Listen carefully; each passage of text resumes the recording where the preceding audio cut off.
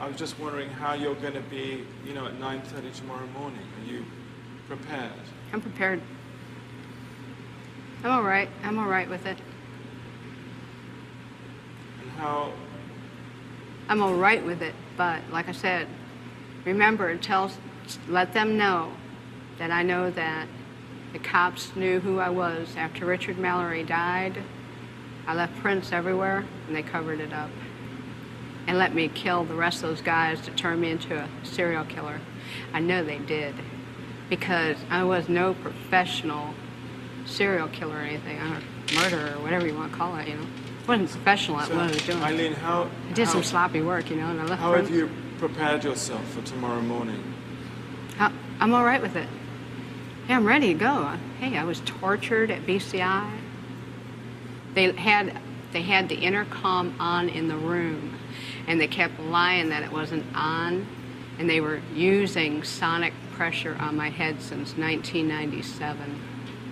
Sonic pressure. And every time I was trying to write something, I think they had some kind of eye in the cell, I'm not sure, but every time I started writing something, it went up higher. So I'm thinking that probably had the TV rigged.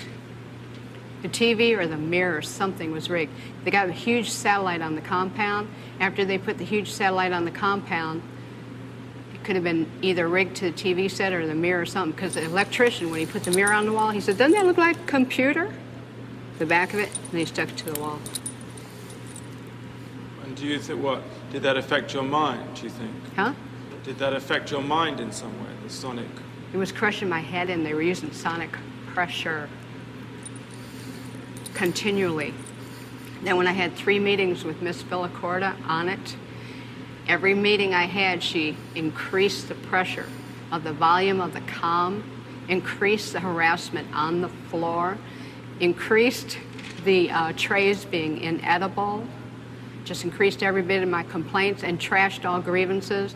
They're trying to make it look like I was crazy at all times, rig up the room with torture. If I said anything about I think their whole plan was trying to make it look like I was totally crazy, and so nobody would believe anything I had to say about anything, and then drive me there if they could. I suffered so bad. I was really struggling to survive. Had a lot of trays that were attempted murder and everything. I had to wash all my food off. And then one day I didn't wash my food off, and I was sick for 3 weeks, almost died. But you're okay now. I'm okay. I'm okay. God is going to be there. Jesus Christ is going to be there. All the angels and everything. And, you know, whatever's on the beyond. I think it's going to be more like Star Trek, beaming me up into a space vehicle, man. Then I move on, recolonize to another planet or whatever. But it's whatever's the beyond. I know it's going to be good, because I didn't do anything as wrong as they said. I did the right thing. And I saved a lot of people's butts from getting hurt and raped and killed, too. So are you saying that you killed in self-defense or in cold blood? What do you, because you've changed your story. I'm just trying to What are you talking about? Change story on what? No, about whether it was self-defense or not. I'm not going to say it, you know, I'm not going to get in depth about my cases, Nick. I'm on my way to the chamber, nothing stopping it.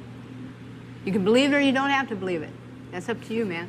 Put a big question mark on your film. What more is there to say about the cops? What more do you want to say about the cops? A lot of stuff. Did you know that they were surveilling me before I killed? And then I knew it? And that it was covered up? Did you know there was helicopters dropping down from the sky, deputy sheriff, with decoys picking me up 4 or 5 months before my arrest? It was covered up? But nonetheless, nobody ever asked me these questions. Whether the cops were following you or not, Eileen. Oh, whether the cops were following me or not, Eileen, okay, what? let's say the cops were following you. Yeah. Let's say they were following you and they did everything that you're saying they did. Uh-huh. Nonetheless, you killed 7 men. Yes, you did. And I'm asking you, what got you to kill the 7 men? And I'm telling you, because the cops let me keep killing them, Nick. Don't you get it? Not everybody is killing 7 people. So there must have been something in you that was getting you to do that. Oh, you are lost, Nick. So I was a hitchhiking. Right. Running into trouble. I shoot the guy if I ran into trouble. Physical trouble. The cops knew it. When the physical trouble came along, let her clean the streets. And then we'll pull her in? But That's how come why. there was so much physical trouble in because it was all in 1 year? 7 people in 1 Oh, year. well. Oh, well. But why not say now? Because I'm out of retaliation for taking my life like this and getting rich off it all these years in total pathological lying. Yeah, thanks a lot. I lost my fucking life because of it. Couldn't even get a fair trial. Couldn't even get a fair investigation or nothing. Couldn't even have my appeals right. You sabotaged my ass, society and the cops and the system. A raped woman got executed and was used for books and movies and shit. Ladder climbs, the election, everything else. I got a big finger in all your faces. Thanks a lot. You're an inhumane bunch of fucking living bastards and bitches, and you're gonna get your asses nuked in the end. And pretty soon it's coming. 2019, a rock's supposed to hit you anyhow. You're all gonna get nuked. You don't take fucking human life like this and just sabotage and rip it apart like Jesus on the cross and say thanks a lot for all the fucking money I made off of you. And not care about a human being and the truth being told. Now I know what Jesus was going through. They've been trying to tell the truth, and I keep getting it stepped on. Concerned about if I was raped, I'm not giving you book and movie info. I'm giving you info for investigations and stuff, and that's it.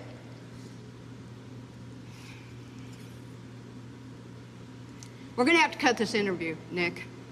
I'm not going to go into any more detail. I'm leaving. I'm glad. Thanks a lot, society, for railroading my ass. Okay, let's go.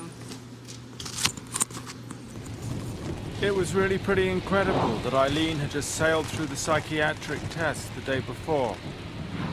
It makes you wonder what you'd have to do to fail.